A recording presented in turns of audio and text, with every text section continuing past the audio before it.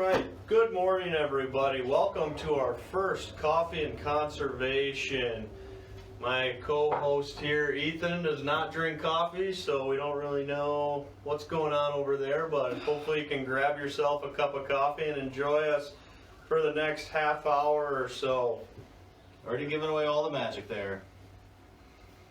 To be honest, my mug's empty, but you know, what are we gonna do?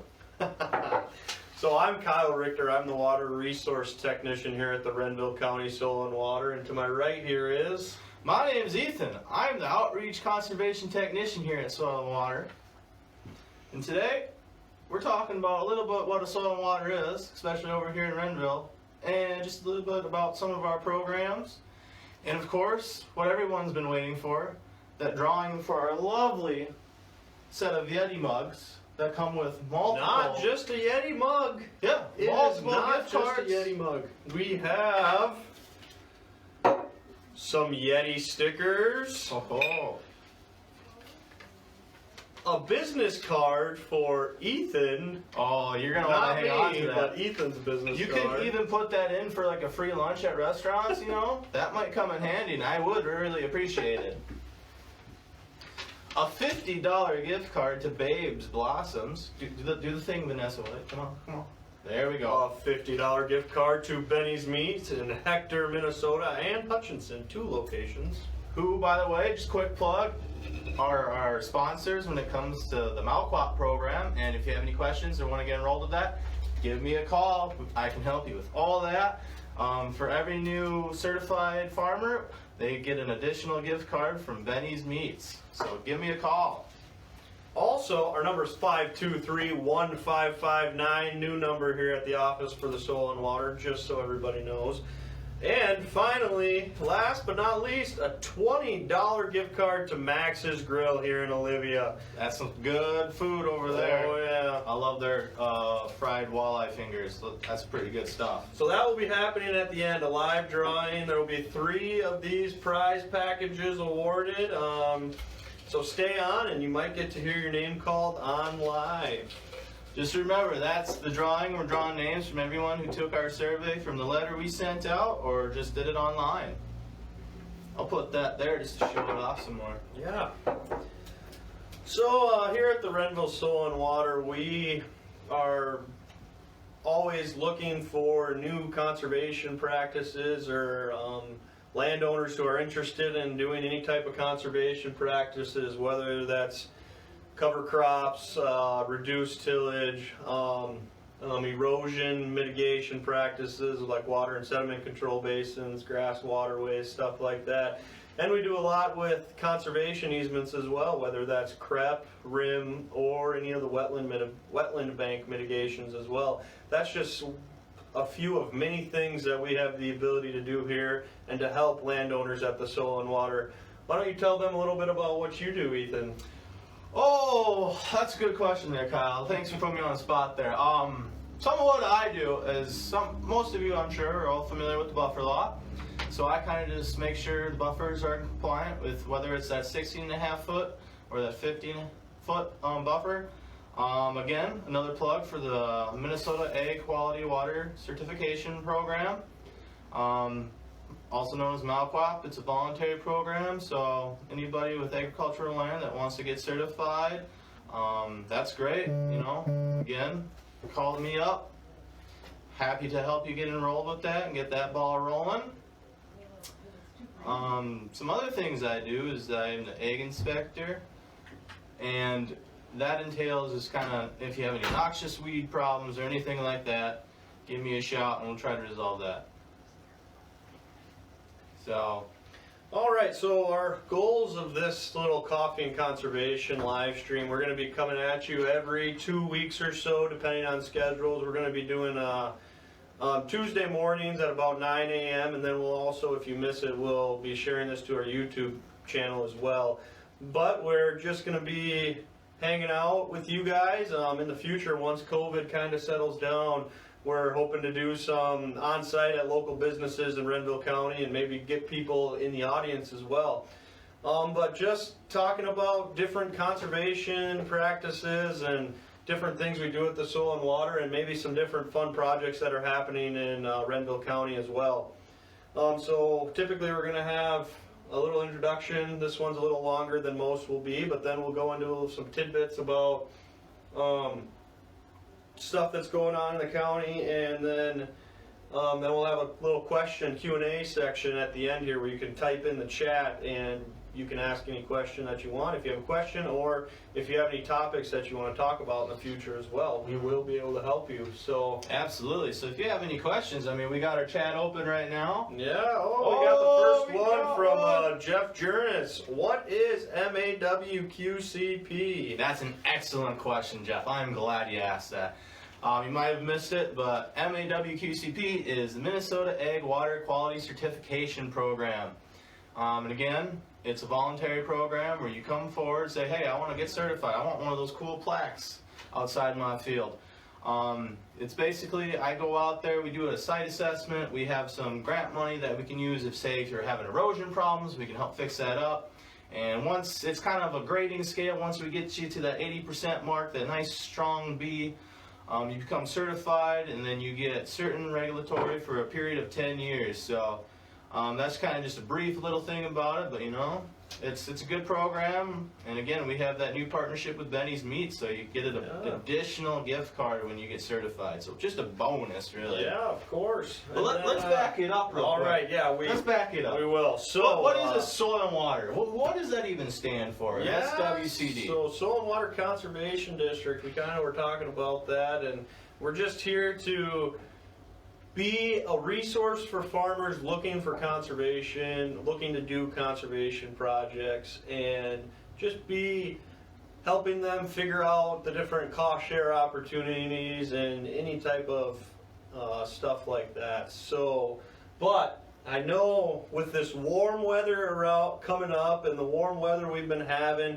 that planting is right around the corner, and I know all the farmers are super excited and to get in them fields and get their crops in the ground. So today I am going to talk to you about soil health, because in order to have a healthy, strong yielding crop, you need your soil to be working for you and not against you. You need it contributing nutrients to your crop and not sucking the nutrients out of your crop. So today will be giving you just a short little overview of the 5 soil health principles. And so number 1, keeping the soil covered. Keeping the soil covered armors the soil and prevents your topsoil from being blown away. And as you can see in Renville County here, we had quite a lot of topsoil moving throughout the landscape. And we've had a lot of landowners come out and wonder what they can do to prevent these big wind events and erosion events. And one way is keeping soil covered year-round, having those cover crops on there, and just doing the best to keep it. Another thing that it allows keeping the soil covered, it allows you to keep that soil temperature at a more manageable rate. Holly in our office was actually just out in the field the other day, and she was doing some stuff in some cover crops, and she was able to go good 2-3 feet down into some cover crop fields.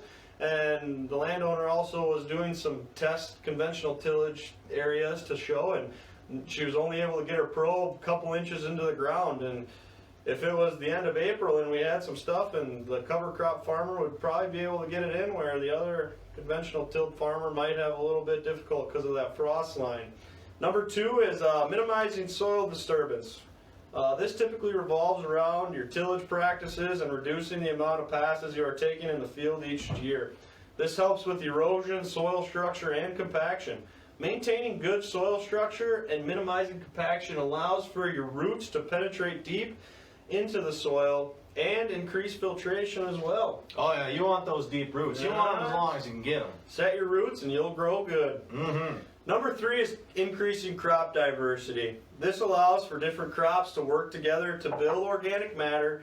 Different crops also take different nutrients from the soil, so increasing diversity allows for the nutrients to replenish each year that you are rotating the crops. Number 4 is keeping living roots in the soil. This helps maintain soil structure and helps add carbon to the soil by allowing microorganisms and worms and all those good microbes to feed throughout the year and just keep living off those roots. Yep, you may not always see them, but we definitely need them. Yep. And number 5, last but not least, is if you can, try to integrate livestock.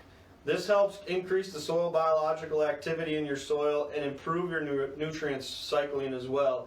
And for livestock farmers out there, ranchers, when your pasture fields might not be getting to the end of the season and you move them on to these cover crops, it provides, whether it's your brassicas or any type of those things, it provides a great nutrients for your livestock to keep them well fed.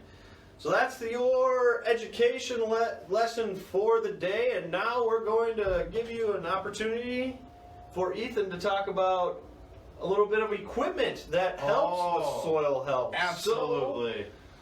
As much as everybody loves listening to me chat on and on, I'm going to try to keep this a little brief, because we all got things to do, isn't that right?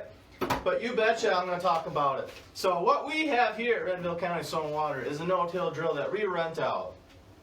We have a little contract. Look how pretty that is. Look how nice. Nice and simple. This is exactly what you'd be signing. This is exactly what you'd be filling out.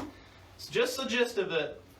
From anywhere between 0.1 acres to 13 acres is $150 payment that we require / deposit.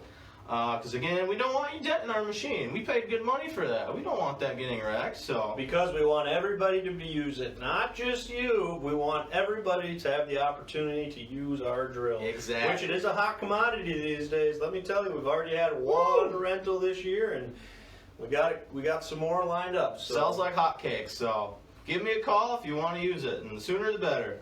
And then any additional acre after that is going to be $12 additional. And just again, goes over some logistics. All we want is kind of just your name, signature, where you're planting, what you're kind of using it for, number of acres you're planning on. And then I just check our start and end box and we calculate it from there. But pretty simple, pretty straightforward.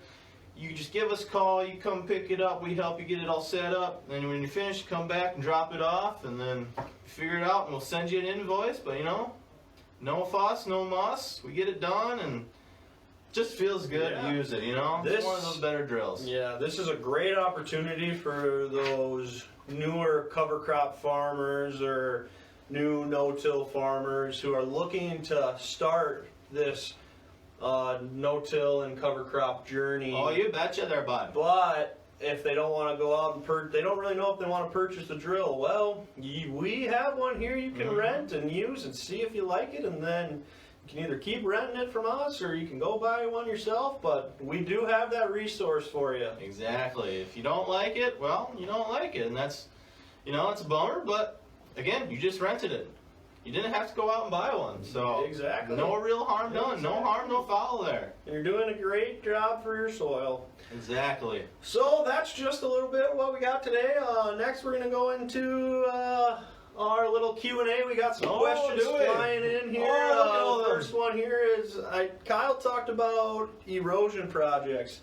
Give me some examples of what those are. Ethan, you want to go into our two big ones that we typically do in the county here? I don't. But I will anyway. Here we go. Let's see. Erosion products. So,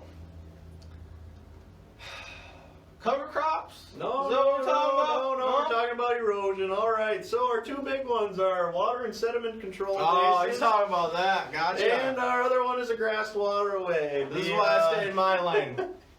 The water and sediment control basins are used to kind of hold water for a short amount of time to let the filtration catch up instead of digging a ravine and anything like that. And then our other one is a grass waterway where you take where there's kind of a gully that's already been formed, and along a tile line from either broken tile or failing tile, and you the grass waterway then allows that water to slow down so it doesn't gully your field, and both practices allow for the reduction of nutrients, sediment, and if you use manure, pathogens to be transported into our ditch, rivers, and all those things, increasing groundwater quality and overall surface water quality as well. Look at that. I'm learning here this morning. All right, Jeff had another one. Can I still do soil health practices if I don't have livestock? Do I have to do all 5? Ethan, you want to take a crack at that one? You absolutely have to do all 5. No, I'm kidding. You do not. I mean, not everyone has cattle. I mean, that's no big problem. So it's important that you at least try a few of them, I think. Do you agree with me? I mean, yeah, we see a lot of farmers, landowners who want to get into soil health and they don't have the ability to do obviously no-till drill or stuff like that. But if you're not able to do all 5, you could always try to increase your crop diversity. If you're on a 2 rotation, maybe going to a 3 and throw some wheat in there. And you could always do no tillage pass in the fall, keeping all that, either that corn or soybean stubble in the ground over the winter and let it overwinter. And that would, if you do that, that knocks out 2 of them, and that knocks out 2 of the principles right there, because you're minimizing a tillage pass in the fall, and you're also keeping living roots in the soil during the winter time. And then increasing crop diversity, we talked about that, and then keeping the soil covered, and yeah, just keeping stubble on the ground does a great job. But you can also look, and there are plenty of vendors out there who who are experiencing different cover crops, whether it's interseeding or broadcast or flying on. There's just a little bit goes a long ways, and that's what we like. We like to give people the carrot. We give them a little bit, let them chew on it, and then they can kind of just keep seeing what's best for them and doing what they can do. But yeah, as long as just keeping these 5 principles in the back of your mind while you're farming and just trying to hit 2 or 3 of them, or if you can just do 1 of them, that's great. But yeah, just a little bit goes a long ways. And then Brett here's got a question. Is there any cost share available to help with some of these practices? And if I want to implement them on my land, Ethan, you want to talk about our different cost share opportunities that we do have? I sure can. So, what I was hinting to earlier, which I was mistaken about with the previous question, is our cover crop cost share. Again, we kind of touched on the importance of cover crops. That is now currently open for this year. So we do about 75% cost share, or the max limit of which I believe is $2,000 off the top of my head, something like that. So whatever comes first. Don't quote him on that. Don't quote me. Don't quote him. Call the office and we'll give you the Call the office number. or check our website. Our website's also good. It's not off the top of my head. RenvilleSWCD.org or .com. Either will work. Go there often, and we'll keep you up to date all the time. What he said, other really good information on there. Like our Instagram page, that's new, that's funny. We do memes every Monday and stuff like that. But anyway, back to the cover crops. Yeah, so then we just, it's pretty simple. We acquire just a blend of 3 different mixes, or 3 species, excuse me. And just, we make sure that kind of gets pre-approved with us, and that's we kind of go along with them and see what kind of goals they have for the field and what kind of covers would be best for that. So cover crops is one of our cost share programs we do. We also do a state cost share program, which we use to engineer these water and sediment control basins, grass waterways, grade stabilization structures, rocked outlets and stuff like that. That's more our state cost share we use for more projects that address resource concerns throughout the county. We also do other stuff with livestock and stuff like that too. But we'll in the future we'll be showing you guys some different projects and cool projects that are going on in Renville County here.